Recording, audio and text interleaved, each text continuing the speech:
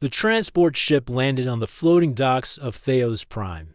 The air shimmered with light from twin suns above. Giant towers made of black stone reached into the sky like spears. This was the heart of the Theon Empire, and Rick had just stepped into its center. He adjusted his collar and walked down the ramp as a human diplomat. Rick was here to build peaceful relations. Earth had recently joined the Interstellar Union, but trust was not easy to earn. The Theons were proud, powerful, and very old. They did not welcome strangers easily. A group of officials waited at the end of the dock. One of them, a tall man with silver armor and sharp eyes, stepped forward. "You are Rick of Earth," he said. "I am Commander Darn. You will be under our protection and guidance. This is Nira. She will assist you." Rick looked at the woman beside the commander. She was silent, head lowered, hands folded in front of her. Her skin was a pale gray blue. She wore a simple robe with no markings. Her silver eyes met Rick's for a moment, then dropped again. "Nice to meet you," Rick said. Offering a hand, Nira hesitated, then placed her hand lightly in his. It was cold, but soft. "She does not speak much," Commander Darn said. "She knows the rules. Treat her as you would treat any assistant." Rick gave a small nod, but his thoughts were already spinning. Something about her seemed different. They were taken to the guest wing inside the main palace. Everything was polished, cold, and grand. The walls held banners of past victories. Guards stood everywhere. Rick was given a large chamber, but it felt more like a cage than a room. Nira followed him inside, carrying a small data tablet. She placed it gently on the table. "You don't have to do all this alone," Rick said kindly. "You're not just a servant here, at least not to me." Nira glanced at him. Her expression didn't change, but she gave a slight nod before stepping back. In the days that followed, Rick met many members of the High Council. They spoke in careful tones, always watching, always judging. Some offered polite words, others clearly did not trust humans. But through every meeting, every walk through the palace, Nira was always by his side, quiet, calm, but always alert. One day, as they walked through a garden filled with silver-leaf trees, Rick stopped. "You haven't said much," he said, looking at her. "Do you want to be here?" She looked up at him for a moment, then replied softly, "I am assigned to assist you. That is my task. That's not what I asked," Rick said with a slight smile. For a moment, Nira said nothing. Then she looked around, making sure no one was near. "You speak to me like a matter," she said. "Most don't." Rick's smile grew. "Well, maybe most are wrong." Later that night, there was a grand banquet held in the Hall of Stars. Nobles from across the empire gathered. The queen herself was not present, but many high-ranking officers attended. Rick was given a seat near the center. As he approached, a noble pointed to Nira. "She should wait behind the pillars," the noble said sharply. "Assistants do not sit at the table." Rick paused. Then he looked at Nira. "Do you want to sit?" he asked. Nira blinked, surprised. Then she nodded once. Rick pulled a chair beside him. "She sits with me," he said simply. The nobles stared, but no one argued further. Whispers moved through the hall like wind through leaves. Nira sat quietly, hands folded in her lap, eyes steady. General Tovar, the Queen's top military leader, arrived late. He was a large man with a deep voice and a long dark cloak. When he saw Nira seated beside Rick, he stopped in front of them. "This is not proper," he said coldly. "You dishonor our ways." Rick looked up. "I respect your ways, but I also respect her." General Tovar's eyes narrowed. "She is a shadow, an orphan of the lower castes. You shame yourself." Rick kept his voice calm. "She has been loyal, skilled, and wise. If that is shame, then I will wear it with pride." There was silence. Then the general turned and walked away. Rick looked at Nira. Her hands were trembling, slightly under the table. "You all right?" he whispered. She nodded. "You stood for me. No one has done that before." Rick looked at her quietly. "Then maybe it's time someone did." After the banquet, Rick and Nira returned to his quarters. On the way, they passed a wall covered in glowing symbols. Nira stopped and touched one of the markings. Her fingers glowed faintly for a second. Rick noticed but said nothing. Inside the chamber, Nira placed a fresh scroll on his table. Rick stepped forward. "I've been wondering," he said. "You're not just an assistant, are you?" Nira looked at him, her eyes unreadable. "I was given this role," she said, "but it does not define me." Rick nodded. "Then I will keep treating you the way I always have." She looked at him for a long moment. Then she said quietly, "Thank you." That night, as Rick sat reviewing documents from the council, he glanced at Nira, who was quietly reading across the room. He had come here to build peace, but he was starting to feel something else, a strange respect for the quiet woman beside him, one that went beyond roles or titles. Others saw her as nothing. He saw someone worth listening to. They said she was just his assistant, but Rick already knew she was more than that. Morning light passed through the tall windows of the palace guest chamber. Rick sat at his desk, reading messages from Earth Command. Most of them were full of instructions and warnings. Be careful. Don't offend the Theons. Follow their customs. Stay silent when needed. Rick closed the screen and leaned back. It felt like he was walking on a rope that could snap any time. One wrong step and the whole alliance could collapse. He sighed and rubbed his forehead. Nira entered quietly, holding a small tray of fruit. She placed it on the table with her usual grace. Her movements were smooth, controlled. Almost like a dance, these were selected from the inner gardens. She said softly, "Only certain guests are allowed to taste them." Rick picked one up. It was shaped like a star, pale green with a sweet scent. "You know more about this place than anyone I've met," he said with a small smile. Nira remained still. "I've lived here longer than most expect." He took a bite and nodded. "You saved me more than once already. You warned me before that council meeting yesterday. How did you know they would try to trap me?" She looked at him, then sat on the edge of the table. "This palace speaks," she said. "If you listen carefully, you will hear the truth behind the words." Rick tilted his head. "And you can hear it?" Nira didn't answer directly. Instead, she reached into her robe and took out a tiny data pin. She placed it gently beside his tablet. "This holds copies of all the reports sent about you in the last 3 days," she said. Rick's eyes widened. "How did you get this?" "I walk through halls no one sees. I hear things they think I don't understand." He picked up the pen and loaded the files. Names appeared, messages sent to generals, warnings about him, accusations. One file even said he was planning to steal information and bring it to Earth. "This is serious," Rick whispered. Nira's voice was quiet but steady. "They fear you, not because of what you've done, but because you treat me like an equal." Rick looked up. "You think that's the reason?" She gave a slow nod. "They believe I'm just a shadow. They want me to stay small. When you gave me a seat at the table, you changed that." He leaned forward.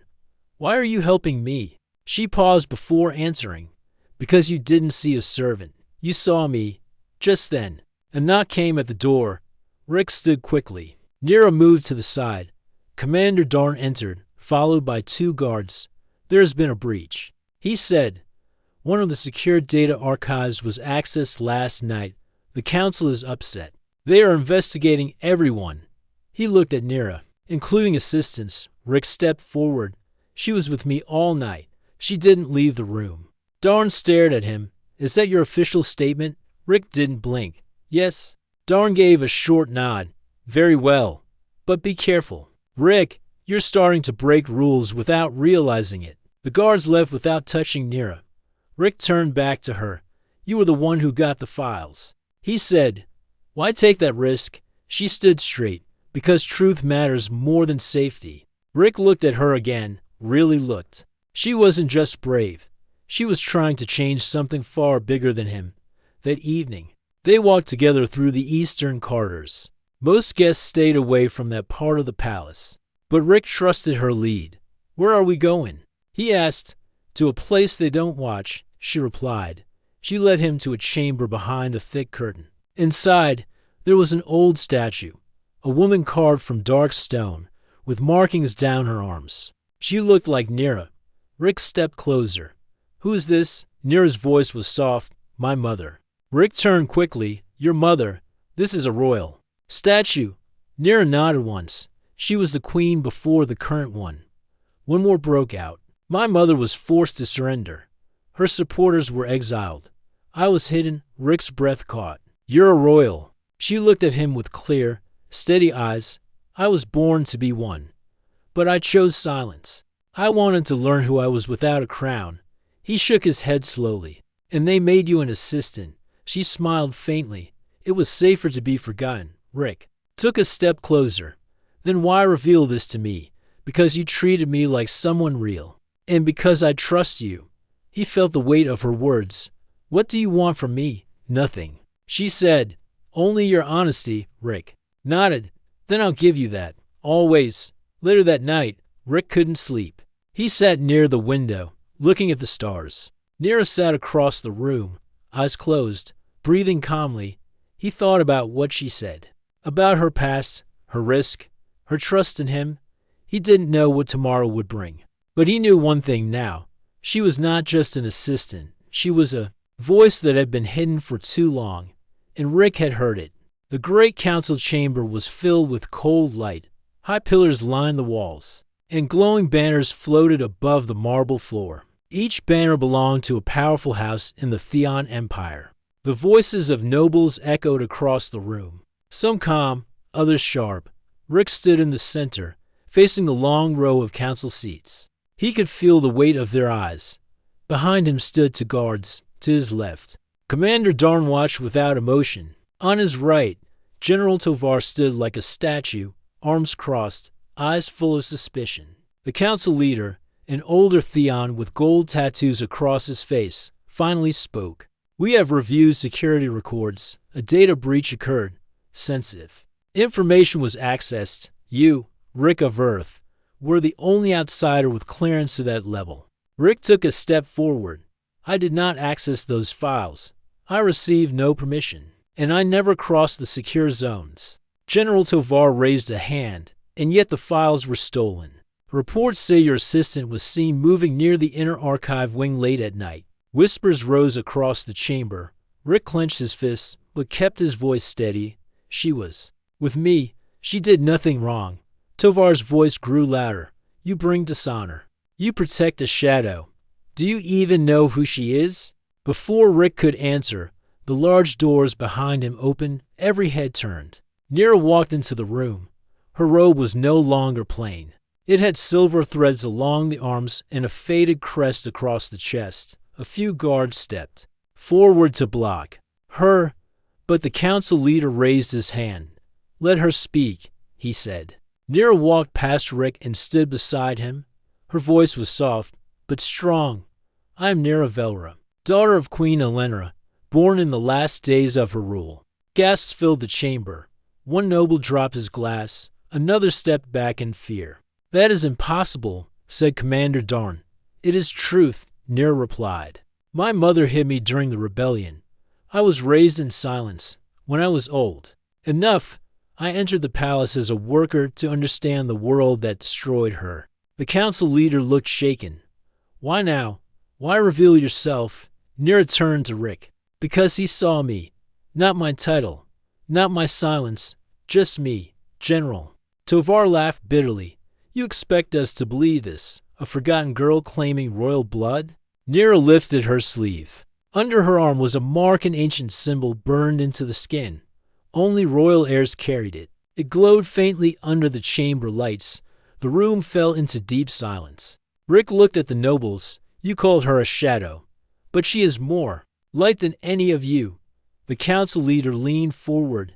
You protected her, Rick of Earth, even when it risked your standing. Why? Rick stood straight. Because it was right. I did not come here to follow every custom blindly. I came here to find peace and understanding. And I found both through her. The council fell into private discussion. Rick and Nira were led into a side room while the leaders argued over what to do next. Inside the quiet chamber, Rick looked at her. Are you all right? He asked. Nira nodded. I knew this would happen. I just didn't know it would feel this heavy. Rick sat beside her. You didn't have to do it. You could have stayed silent. Her voice was calm.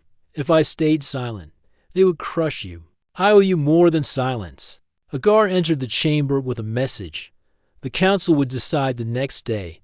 Until then, Rick and Nira were restricted to the guest quarters. That night, Rick paced the room. Nira sat by the window, looking out at the twin moons. They will not accept me, she said quietly. Too many want the past to stay buried. Rick stopped pacing. Then we'll uncover it. She turned to look at him. You still trust me, even after all this? Yes, Rick said. More than anyone else here. She looked at him for a long time, then stood. There's something you must see. They left the room silently and moved through the palace halls. Nira led him down a narrow stairwell hidden behind a curtain. It led to an old door made of dark wood, marked with silver writing. This is the old record hall, she said. It was locked after the war. She placed her hand on the door. It opened slowly. Inside were dusty walls, old screens, and glowing scrolls stacked on shelves. Nira moved to a display table and touched a control crystal. A glowing image appeared in the air, a young queen standing beside a child. Rick looked closer. The child had silver eyes. My mother left this, Nira whispered. She wanted the truth to be remembered. Rick watched as more images appeared, her mother signing peace papers, holding back armies, trying to save her people. She was not weak. She was wise. They called her weak, Nira said. But she gave everything for peace. And now you carry her voice, Rick said. They stood there in silence. No one else had seen these records in years. Finally, Rick spoke again. If they won't let you stand in the light, we'll bring the light to them. Nira turned toward him. You mean that I do? In that moment, something changed, not just between them, but in the air around them, as if the past had finally found someone brave enough to carry it forward. Nira placed a scroll in Rick's hand. Then tomorrow, we speak together. He nodded. Tomorrow, the Empire would hear the truth, and they would speak it, side by side. The council met again in the grand chamber.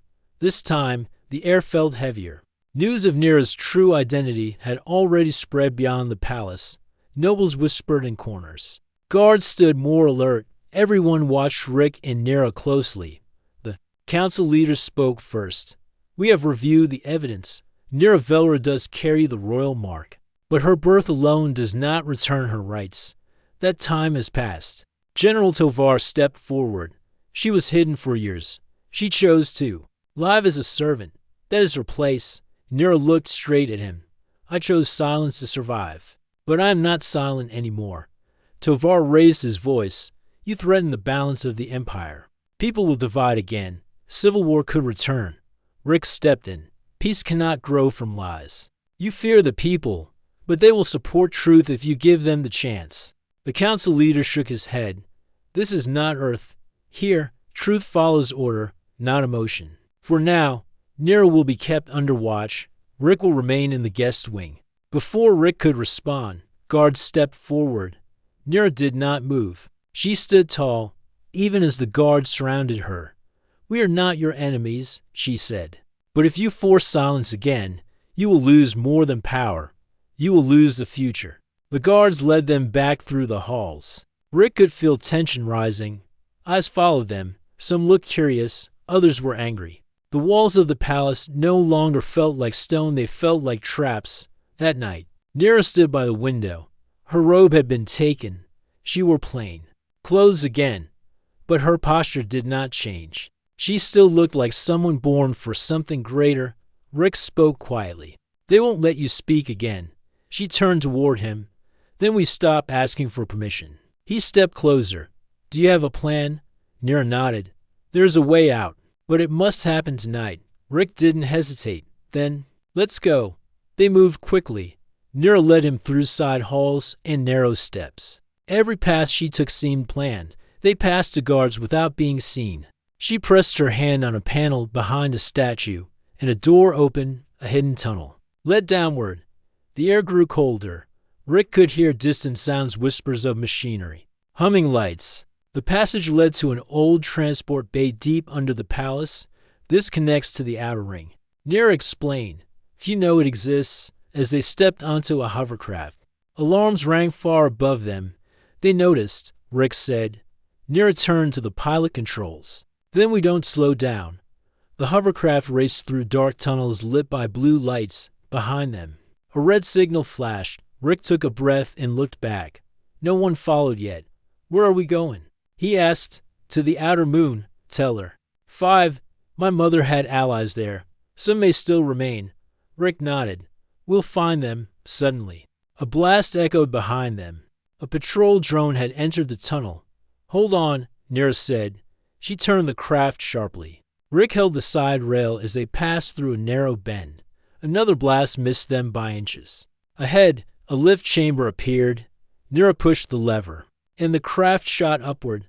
After a long rise, the door opened to the night sky. Stars filled the sky, and a small ship waited on the landing field. A figure stepped out, an older Theon with deep lines on his face and a green cloak. Lady Nira. He said, We feared you were lost. Not yet, she replied. The man looked at Rick. And this one? She said calmly, He's with me. They boarded the small ship as it lifted. Rick looked out the window. The palace lights faded in the distance. He sat beside Nira, who was now calm again. You had all this prepared, he said. She gave a faint nod. I hoped I wouldn't need it, but the moment I showed them my name, I saw their fear. Not of war, of change. Rick looked at her carefully. You could have left me behind. It would have been safer. I don't leave those who stand beside me, she said. The ship flew silently through space toward the dark moon of Teller 5. Rick didn't know what waited there, but for the first time, he felt something new, like they were no longer trapped in a system that refused to change. Later, as they landed, Rick saw signs of a small camp near the rocky cliffs. Lights moved between tents, old flags flew, faded. But proud, Nira stepped out first. The people stood up slowly, eyes widening as they saw her. One man fell to his knees. The daughter returns. Nira walked forward, strong and silent. Rick followed, a few steps behind. She turned to him and said, This is where it begins. Not with the crown, but with the ones who still believe. Rick looked around. These people didn't have weapons or ships, but they had something greater, hope. And Nira, once called an assistant, was now walking like someone born to lead. The message that Nira and Rick had sent out echoed across the empire. It reached every moon, every city, and even the ships in deep space. Some listened with disbelief. Others whispered her name with hope. The image of a young woman, once called a servant but now standing proud, stirred something long forgotten. Back in the capital, the High Queen Vale sat on her throne. Her face was pale, in line with years of rule. She watched the reports showing the growing support for Nira and Rick. Her hands clenched tightly. They spread lies, she said softly. They threatened my rule. General Tovar stood by her side. My forces will crush them, Your Majesty. We only need your command. Vale shook her head. No, not yet. Let them speak. We will see who the people truly follow. Meanwhile, on Teller 5, the small rebel camp buzzed with cautious energy. Nira and Rick worked side by side, planning their next steps. The people were growing stronger, more hopeful. One day, a message arrived from the capital. It was short and clear: surrender or face destruction. Rick read the message aloud. They want us to give up. Nira folded the paper carefully. They underestimate us. Rick looked at her. What will you do? She smiled faintly. What my mother would do. I will offer peace once more. The next day, Rick prepared to send a message back to the High Queen. He knew it was dangerous, but he believed in words more than weapons. Nira stood beside him. Speak clearly, speak truthfully. Rick activated the transmitter. This is Rick of Earth, speaking for Nira Velra and the people of Teller 5. We ask for peace. The Empire cannot continue to silence its own people. The truth will not be hidden. Forever, let us work together to rebuild trust. Let war end. The message traveled fast. Hours later, a reply came: refuse or perish. Tension filled the camp. Soldiers sharpened their weapons. Scouts kept watch day and night. One evening, Rick sat with Nira near the fire. They don't want peace. Not really. Nira, nodded. They fear change. They fear what I represent. Rick looked at her. Then we will give them a choice they cannot refuse. The following morning, the rebel leaders gathered. Nira stood before them. We will not start war, she said, but we will defend ourselves. She laid out a plan. The camp would prepare defenses. Scouts would alert them of any attack. They would show the Empire that they were strong, but still open to peace. Days passed. The Empire's fleet gathered near the moon. Warships filled the skies like dark clouds. One night, the camp's alarms sounded. Ships were landing. Rick and Nira stood at the front line. The people behind them were ready. The battle began. Blasts of light flashed through the air. Explosions shook the ground, but the rebels fought with courage. They used every skill, every secret path Nira knew. Rick saw soldiers fall, but he also saw determination. The people of Teller 5 were fighting not just for survival, but for a future. During the battle, Rick spotted a group of soldiers moving to capture Nira. He rushed forward, drawing the enemy's attention. Get her safe, he shouted. Nira moved quickly, disappearing through a hidden path. Rick fought off the soldiers, buying her time. When the fighting slowed, Rick found Nira waiting beyond the cliffs. You risked everything for me, she said softly. He smiled tiredly. You saved me first. They stood together, watching the ships retreat. The Empire had lost this battle. After the fighting ended, a new message came from the High Queen. It was different this time. We offer talks, prepared to send your leaders. Nira looked at Rick. This is the chance we needed. Rick nodded. Then we will go. The people of Teller 5 began to gather. Hopeful. Nira and Rick prepared to return to the capital. They knew the road ahead would be difficult. The Empire had not yet accepted change. But for the first time in many years, a true dialogue was possible. Together, they would face the future, no longer as assistant and diplomat, but as leaders ready to shape a new empire. The message that Nira and Rick had sent out echoed across the Empire. It reached every moon, every city, and even the ships in deep space. Some listened with disbelief. Others whispered her name with hope. The image of a young woman, once called a servant but now standing proud, stirred something long forgotten. Back in the capital, the High Queen Vale sat on her throne. Her face was pale, in line with years of rule. She watched the reports showing the growing support for Nira and Rick. Her hands clenched tightly. They spread lies, she said softly. They threatened my rule. General Tovar stood by her side. My forces will crush them, Your Majesty. We only need your command. Vale shook her head. No, not yet. Let them speak. We will see who the people truly follow. Meanwhile, on Teller 5, the small rebel camp buzzed with cautious energy. Nira and Rick worked side by side, planning their next steps. The people were growing stronger, more hopeful. One day, a message arrived from the capital. It was short and clear: surrender or face destruction. Rick read the message aloud. They want us to give up.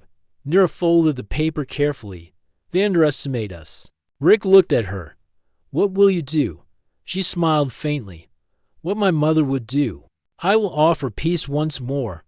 The next day, Rick prepared to send a message back to the High Queen. He knew it was dangerous, but he believed in words more than weapons. Nira stood beside him.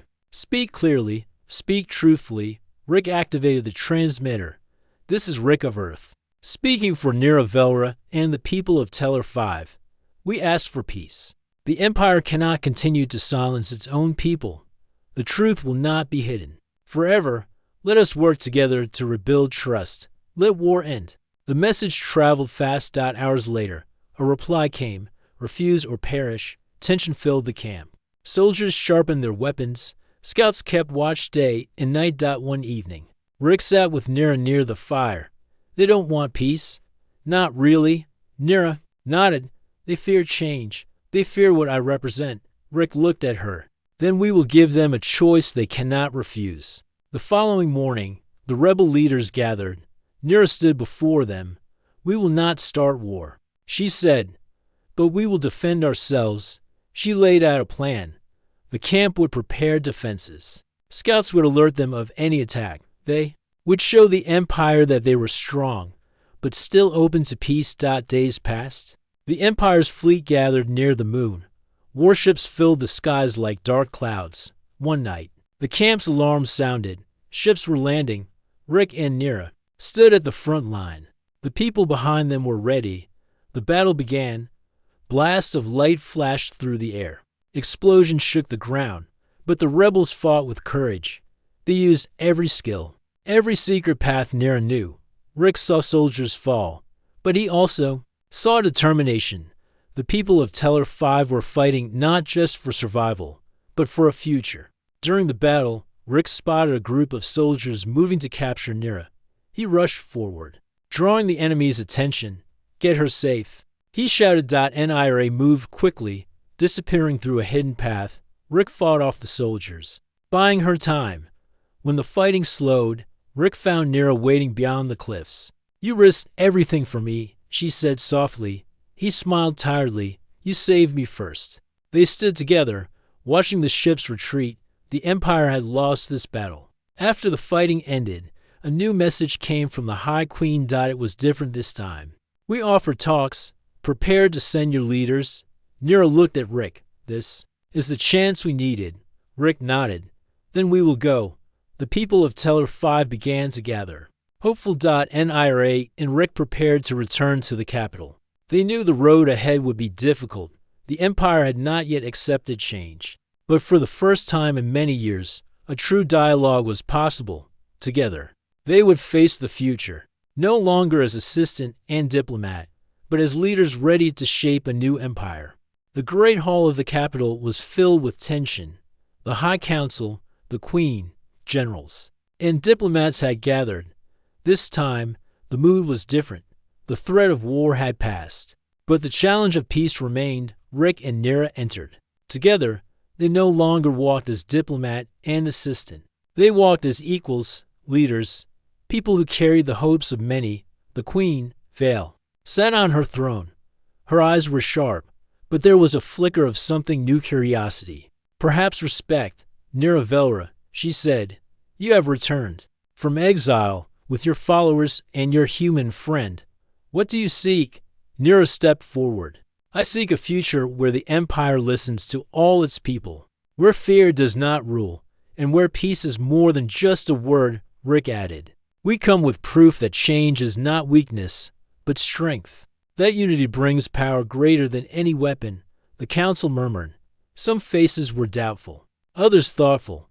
The Queen raised her hand. We will hold talks, but the path will be long, and trust must be earned. Nira nodded. We understand, but every journey begins with a single step.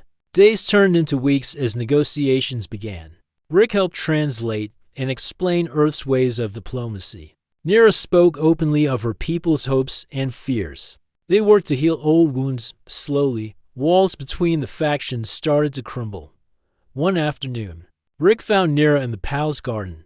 The silver leaf tree swayed gently in the breeze. You have changed everything, he said.